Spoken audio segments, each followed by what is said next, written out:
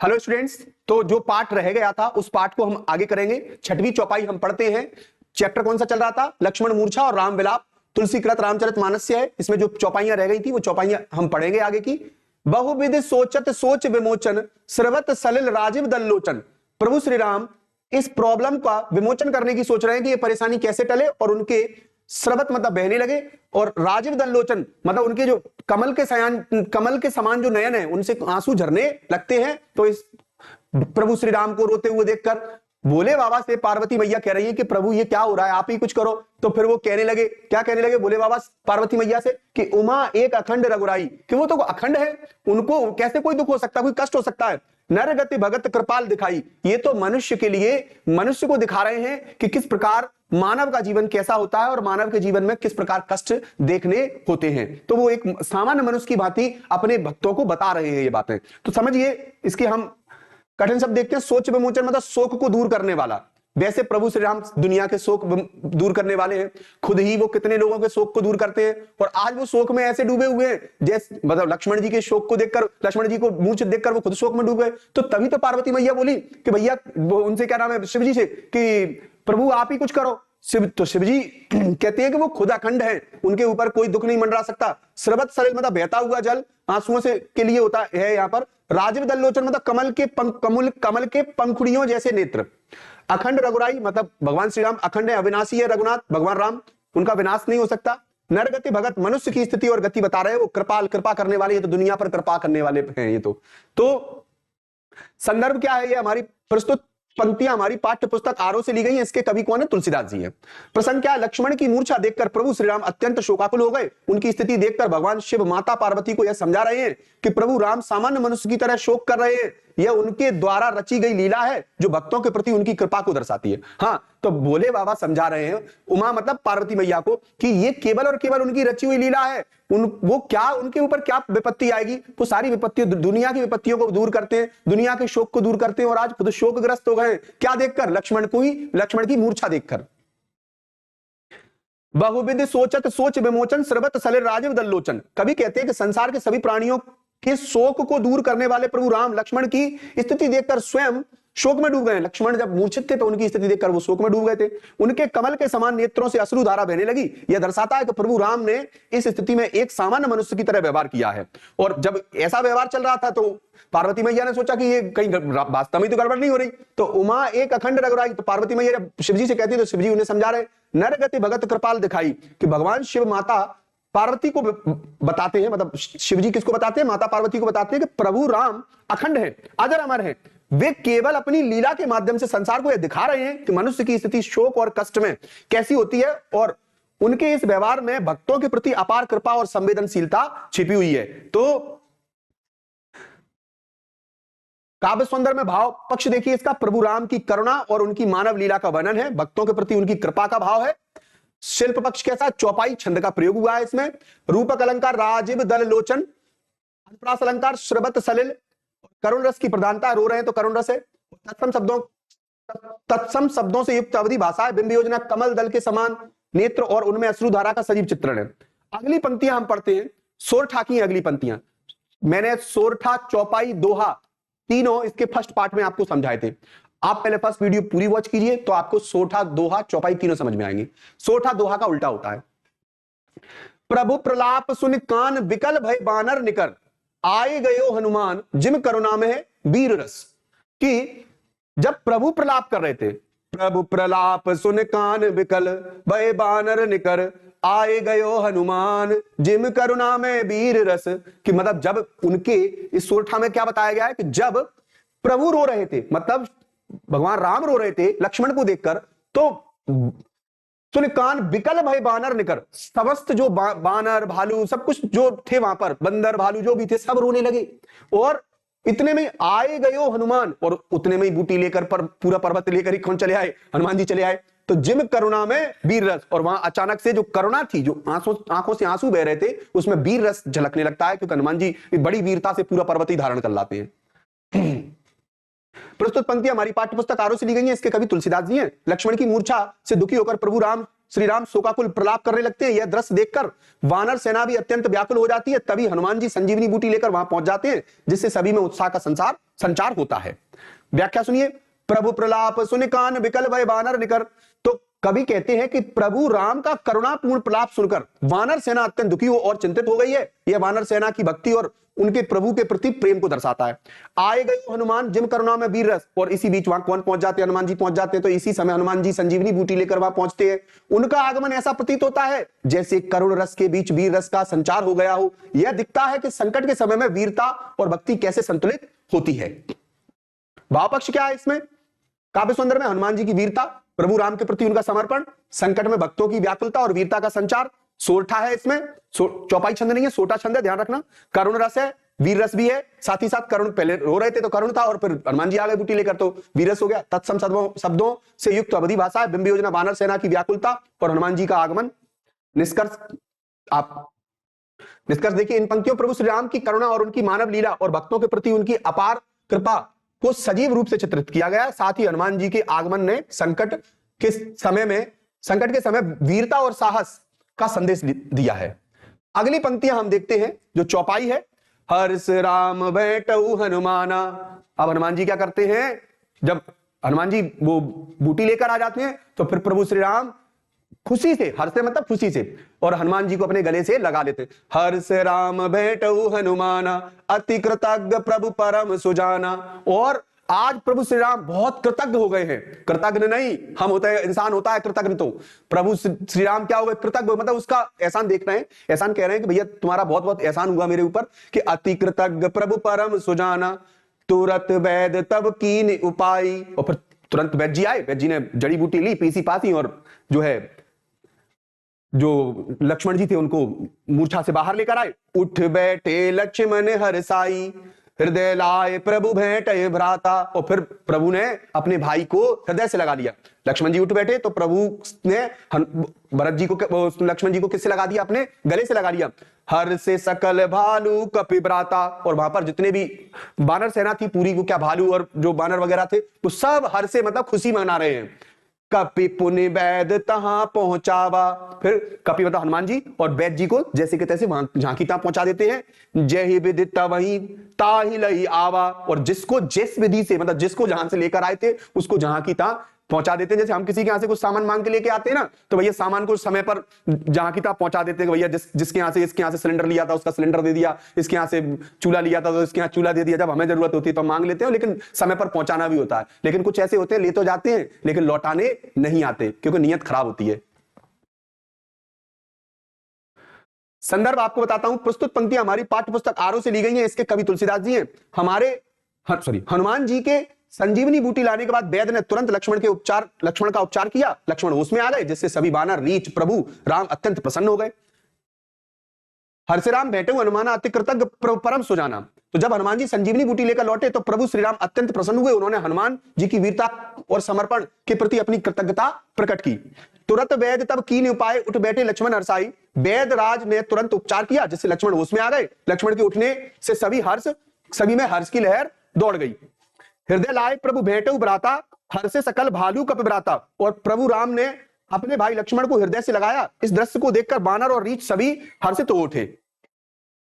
कपि पुन वैद्य तहां पहुंचावा जय विधि तबहि ताहि लई आवा। इसके पश्चात हनुमान जी ने वैद्य को वहां पहुंचा दिया जहां से वो वैद्य जी को लेकर आए थे और जहां उनका आगे उपयोग हो सके, ताकि जो चीजें जहां थी वहां पहुंचा दी। वैद्य जी को वैद्य जी की जगह पर और भी चीजें जो पहुंचानी थी वो पहुंचा दी। तो काव्य सुंदर में भावपक्ष देखिए, प्रभु राम और लक्ष्मण के प्रति हनुमान जी का समर्पण, अपने भाई के प्रति स्नेह, संकट के बाद सुख का अनुभव। हाँ, संकट पर हम विजय पा लेते हैं तो हमें बड़ा सुख का अनुभव होता है। शिल्प क्या है? चौपाई छंद है, करुण रस है और फिर वीर रस भी है और शांत रस का संचार भी है। अवधि भाषा का सुंदर प्रयोग है। अगली पंक्तियां हम देखते हैं। 9वीं चौपाई जो है इसमें हम पढ़ते हैं, 9वीं है या जो भी है, 9वां पॉइंट है इसमें जो चौपाई है उसको पढ़ते। यह वृतांत दशानन सुनेऊ। अब दशानन को यह वृतांत पता लगता है, मतलब पूरी की पूरी घटना का जो वर्णन है दशानन को पता लगता है कि वो तो बच गए, लक्ष्मण तो बच गया। अब लक्ष्मण बच गया तो रावण तो परेशान हो जाएगा। यह वृतांत दशानन सुनेऊ अति विषाद पुन पुन सिर धुनेऊ। और अब तो वो बहुत ज्यादा दुख में आ गया, निराशा में आ गया और बार बार सिर धुन रहा है। सिर धुन रहा है मतलब सिर पीट रहा है, अरे यार ये क्या हो गया, कैसे बच गया वो।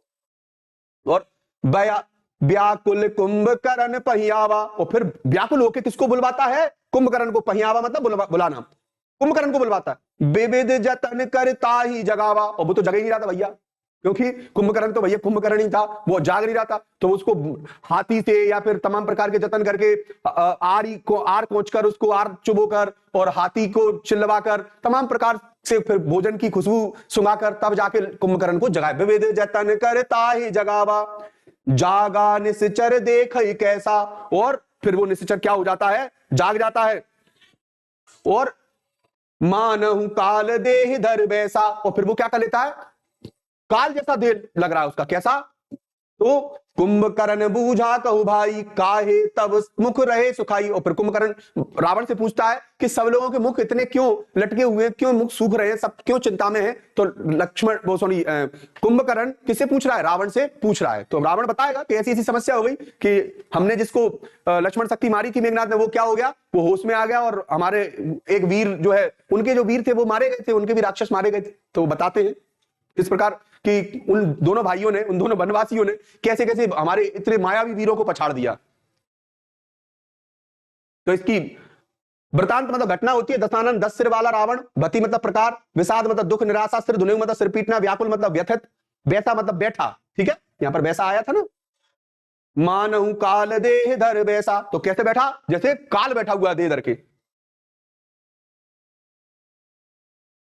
मानु, ठीक है, उत्प्रेक्षा अलंकार होता है मानो जानू।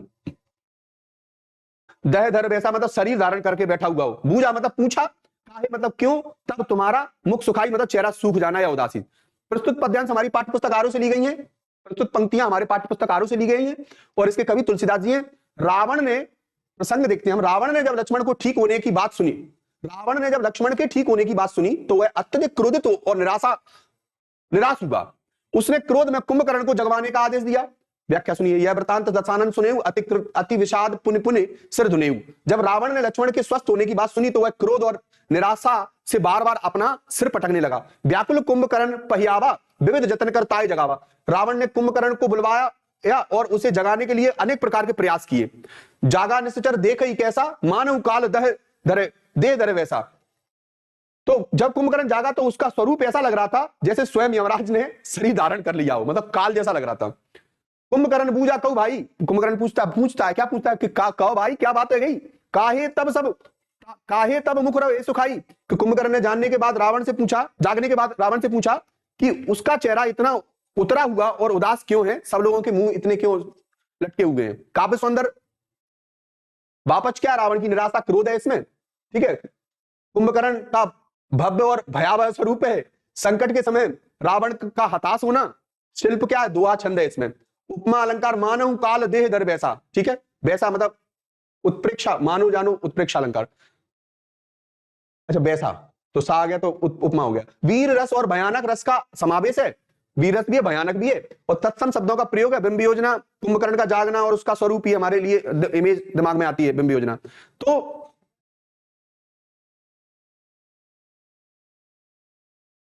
निष्कर्ष देखें, इन पंक्तियों भगवान श्री राम के प्रति भक्तों का समर्पण, संकट के समय में उत्साह का संचार और रावण की निराशा के साथ कुंभकर्ण का परिचय अत्यंत प्रभावशाली ढंग से प्रस्तुत किया गया है। 10वें को हम देखते हैं, पंक्तियां क्या है, ये 10वीं जो चौपाई है, पिछली भी चौपाई ही थी।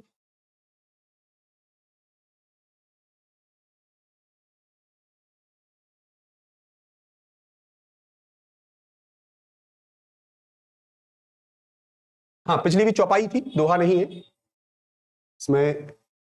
काव्य सौंदर्य में दोहा लिखा हुआ है, हम उसको चौपाई छंद कर लेंगे, हटा दे रहे हैं हम इसको।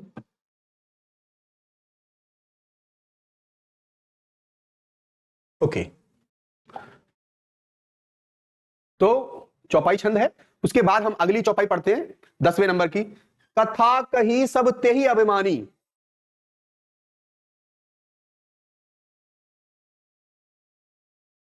अभिमानी किसे कहा गया है, तो रावण को। कथा कही सब ते ही अभिमानी, जही प्रकार सीता हरियाणी। तात कपिन सब निश्चर मारे, महा महाजोधा संहारे। दुर्मुख सर रिपु मनुज आहारी, बट अतिकाय अकंपन भारी। अपर महोदर आदिक बीरा, परे समर मह सब रणधीरा। तो यह छंद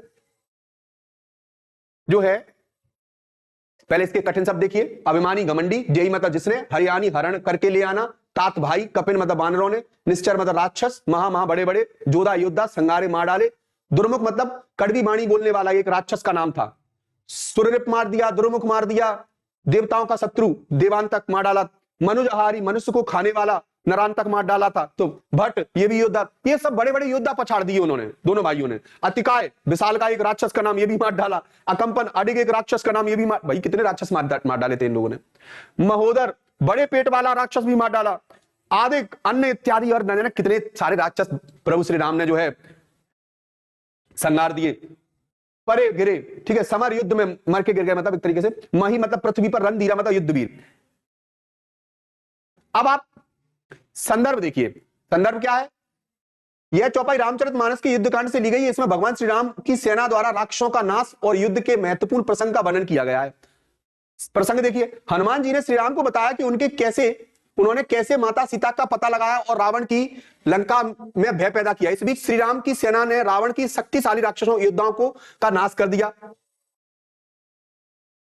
व्याख्या देखिए, कथा कहीं सब तेय अभिमानी, जय प्रकार सीता हर आनी। इस पंक्ति में बताया गया है कि घमंडी रावण ने अपनी पूरी कथा, और यह भी बताया कि उसने कैसे छल से माता सीता का हरण किया। ये सब किसको बता रहा है?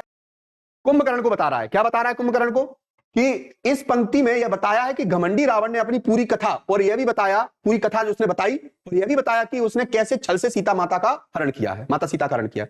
आत कपिन सब निश्चर मारे, महाजोधा संगारे। हनुमान और अन्य वानरों ने युद्ध में राक्षसों की सेना को समाप्त कर दिया। श्री राम की सेना ने कई महान राक्षस योद्धाओं को मार गिराया, तो यह भी बताया उसने। दुर्मुख सिररूप मनुज आहारी, भट अतिकाय अकंपन भारी। युद्ध में दुर्मुख देवताओं का शत्रु और मनुष्य को खाने वाला राक्षस नरांतक सहित कई भयानक योद्धा मारे। अतिकाय और अकंपन जैसे महान राक्षस भी समाप्त हो गए। ये पूरा का पूरा वृतांत किसको बता रहा है? वो कुंभकर्ण को बता रहा है।